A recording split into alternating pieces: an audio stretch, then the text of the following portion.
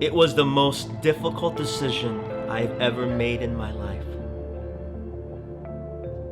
It was the summer of 2009. My wife Minhee and I called in our children for what they thought was going to be a typical weekly Wednesday night meeting.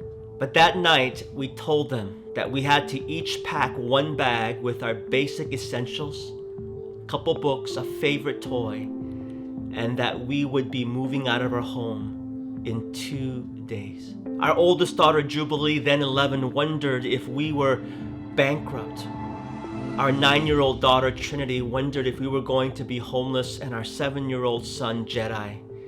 God bless Jedi. He was so excited because it was going to be a long, long sleepover. That night, after tucking in our children, my wife and I, we wept. And I remember feeling so angry and furious because this was not what we had signed up for. You see, a couple years prior to that moment, in pursuit of God's heart for justice and our desire to have empathy and compassion and to be in solidarity with the poor around the world, we had made a decision out of conviction to give up a year's wages. And for 3 years, we saved, we simplified, we sold off belongings. But nowhere in our mind did we ever thought we would have to move out of our home with our 3 children. Some weeks later, we were hanging out, couch surfing in our friend's extra bedroom. We had sleeping bags laid out across the floor and we were playing this mean game of Scrabble together as a family.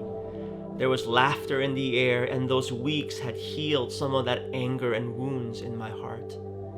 And I remember just sensing the Holy Spirit giving me instruction, Eugene, look. And as I looked, I realized that I had everything that I could possibly need and more.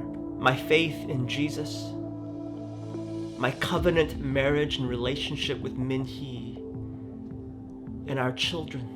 And it was a reminder that God called us unto this path, not just because He was asking us to be generous to impact other people, but that He called us to a life of generosity so that we might be reminded of the tyranny of greed that sometimes captures our lives.